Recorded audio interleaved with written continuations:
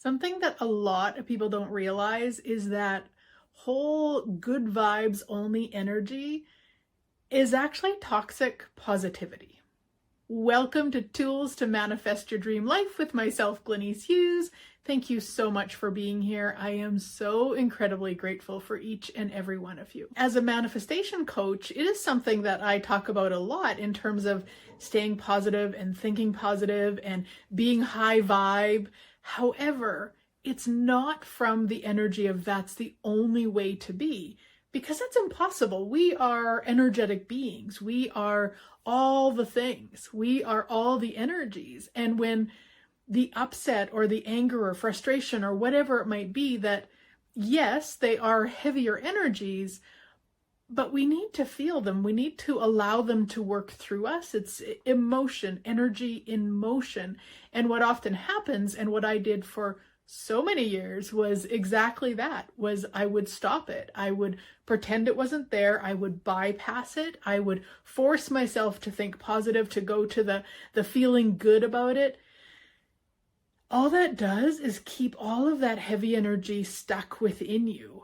This podcast is an invitation to an upcoming class that I've got called Toxic Positivity: How to Feel It All Without Losing Your Magic. The class is on October 9th, and you can find the link above or below or in the show notes if you're listening via podcast.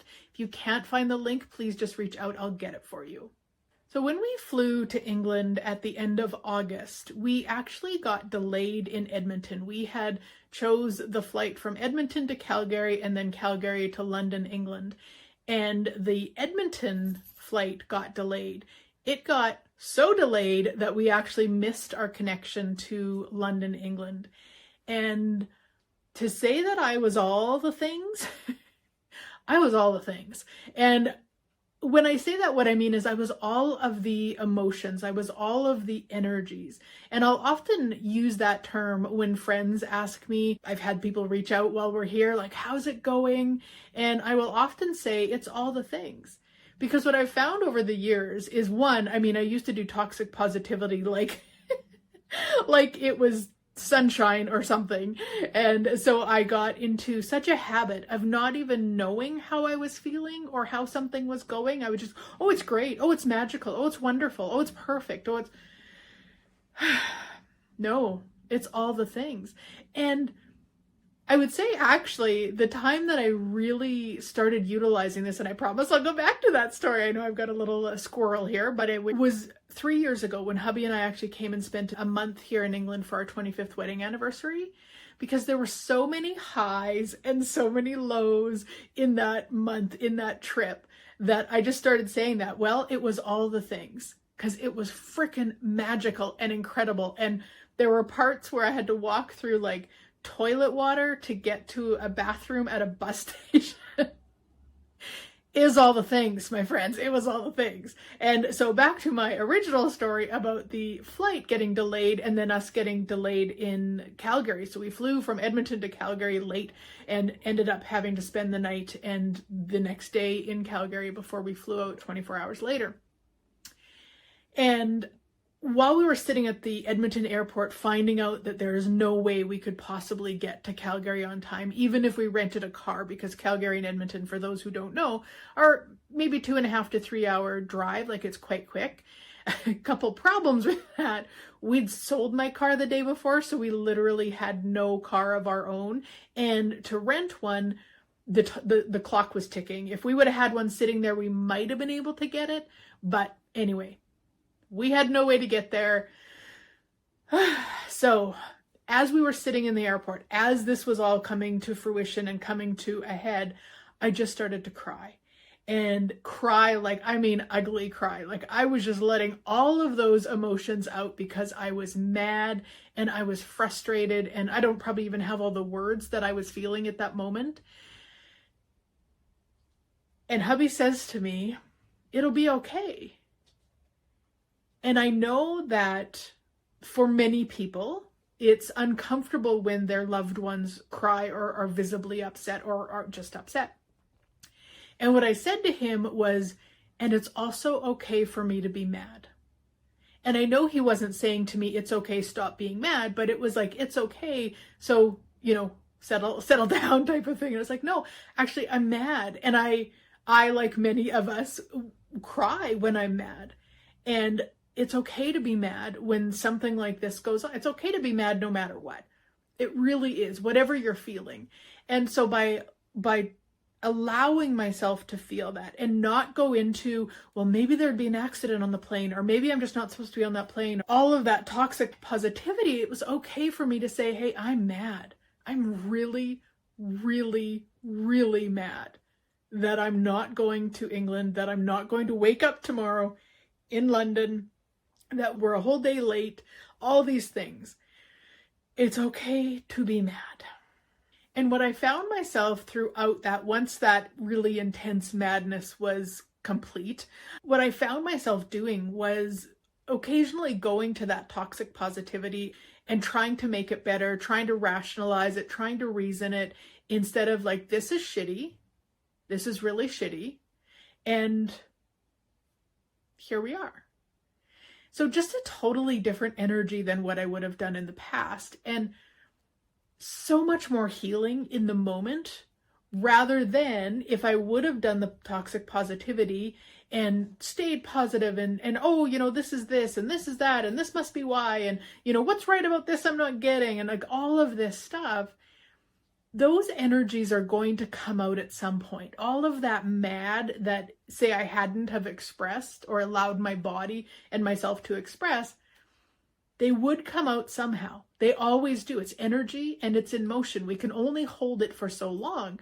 So we can actually have a situation where we're just a little bit inconvenienced, but we lose our shit because it's the energy from yesterday, last week, last month, 100 years ago that's coming up. In fact, this summer I was at a group thing.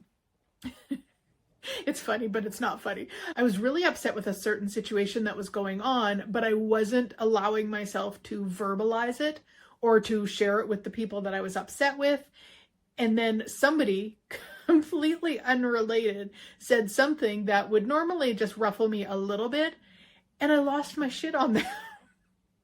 And even as I'm losing my shit on them, I knew it was actually all of that energy of not saying to the other situation what was going on. And it was just, I'm going to say, a safer place for me to lose my shit on this person, even though it didn't match the energy of the situation at all. And I even knew what was going on. And next time I see that person, I will actually have that conversation. I just wasn't going to have the conversation in the group that we were in, but I did lose my shit on them. So if we can feel it when we're feeling it, if we can allow ourselves to feel all of it, all the things, and if we don't judge any of it as right or wrong or good or bad, then there's so much more freedom with feeling it. It's just free. It's just, oh, I'm mad, I'm sad, I'm frustrated, I'm angry, I'm excited, I'm happy, I'm yummy, expansive, like whatever it might be. It's allowing it. And there's so many different quotes out there with that, but it's like, this too shall pass. So that mad that I was, like that so intensely mad that I was at the airport, it passed. It passed. It passed because I allowed it to. I allowed it to be there, to express it, and to go through. Yeah. And I don't have to hang on to it. Now, with that, just for anybody who flies, I recently found out that they legally, so we were flying with WestJet, it doesn't matter which airline, they legally had to rebook us within 9 hours. So by rebooking us 24 hours later, they actually didn't do what they were legally bound to do. So I will be following up. There will be other things, because the other thing that occurred, because we flew a day later, is that we were downgraded. So we were moved to the back of the plane compared to the seats that we had paid for, because of course the next night all of those seats were taken. So there's a few things that I will be dealing with WestJet about all of this, but just to know that you have rights. And those of you in Canada, there is a Facebook group called, I think it's called Air Passenger Rights. maybe Canada or something like that. If you're interested and you can't find it, just let me know and I will get you the link to it. I'll put it in the show notes also.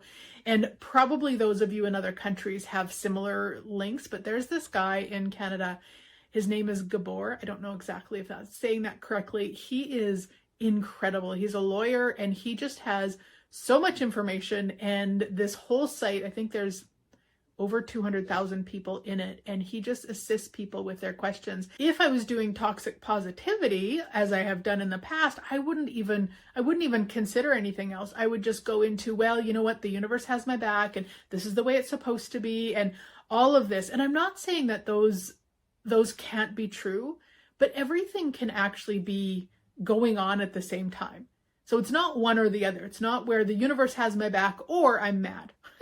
No, I can be mad and the universe still has my back.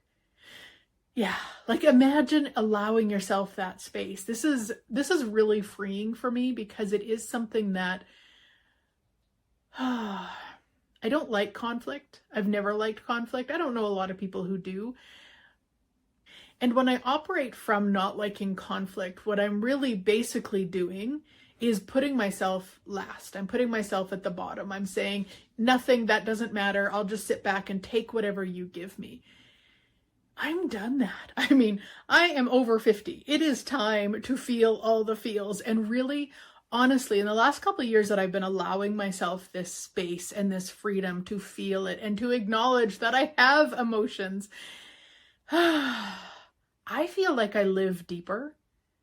I feel like I experience more because I'm more present. When we are bypassing or pushing feelings away or pretending we're not feeling them, we're blocking, we're resisting receiving.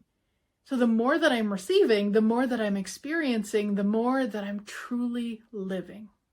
Now, I want to share kind of a process that I use, and this is specifically when I catch myself bypassing, when I catch myself pretending that I'm not feeling or trying to make it like, oh, well, this is why, or rationalize it or reason it, any of that. This is the process I use. Try it. If this is something that you are looking at changing, give this little short process a try.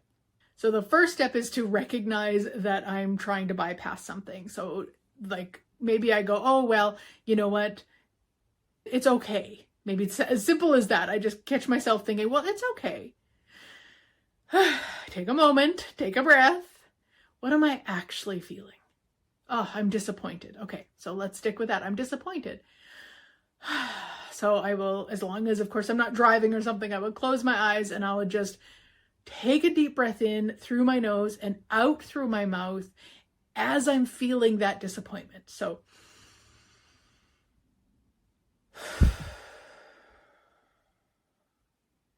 and then I will usually get up and walk around. Like I don't have to do any, specific movements of any kind, but I will just walk around, and that allows me to have that space to really move that. Again, emotion is energy in motion. So as that disappointment is moving around, I can assist it by physically moving my body. Very simple. I could just walk, in this case, to the kitchen and back 10 steps, just to allow it as I'm breathing deeply, as I'm feeling the disappointment, which also might shift into anger, might shift into frustration. Like there's usually not just one emotion, but it often will start with one emotion. And as it is dissipating and as it is going, it may actually intensify at first. You may have other things that you add to it. You might be like, wow, yeah, I am disappointed. And I'm also disappointed when they did that, and when they did that, and when they did, so you might have that, and that's okay. Still feel those feels, but also allowing it, again, just allowing it with your breath, with the movement, just to dissipate, just to change. And if it doesn't, that's also okay. You might all of a sudden have 15 times where they've disappointed you that you've never acknowledged. Let those process too. And it might not shift it in the sense of, oh, now I feel so good. That might not happen for a while yet. And that's okay. That's part of the feeling process. That's part of this allowance process. So again, you just want to stay present with where are you going, what's happening. And I mean, like, where are you going energetically? Like, are you going, okay, well, that's enough now. And okay, I'll feel better about it now. And oh, they didn't mean it. Or like, just pay attention and allow that. And then go and do something completely different. Go phone a friend or go shopping or go for a nap or something. Go do something completely different. And then next time you catch yourself bypassing, try that again. And it doesn't have to be the same situation. I mean, I would say because of what I've done for all the years that I've done it in terms of the bypassing, there's so many ways that I bypass myself, or the other word that I will often use is gaslight myself. I would gaslight myself. Catch yourself in those moments, guys. And gaslighting means you're judging you, basically. You're going, oh, well, I shouldn't be mad about that. It's okay to be mad. Now, let's take a moment with that. It is okay to be mad. And also recognize that it might be for you just to process and release. It might not be for you to deal with that person. It might be 40 years old. It might not be something that's relevant. I mean, who knows? And it might be to deal with that person too. So just recognize it's going to be, every situation is going to be different. The biggest, most important part, at least on my part, is to process it for me. Allow myself to acknowledge and honor those feelings for me. That's the number one. Beyond that, there might be other things to do. Like I said, with WestJet, of course, I'll be taking other action with that. With some things, there will be no action to take. It's just you to allow yourself the space to feel and allow it so that you can be the magic that you truly be. And once again, I invite you, if you would like to explore this deeper and really start to shift and change it, to my class, Beyond Toxic Positivity, How to Feel It All Without Losing Your Magic. The class is on October 9th and the link is above or below. Again, if you don't see it, reach out. I will get it for you. Thank you so much for being here, guys. I am so incredibly grateful for each and every one of you. I look forward to chatting again next week.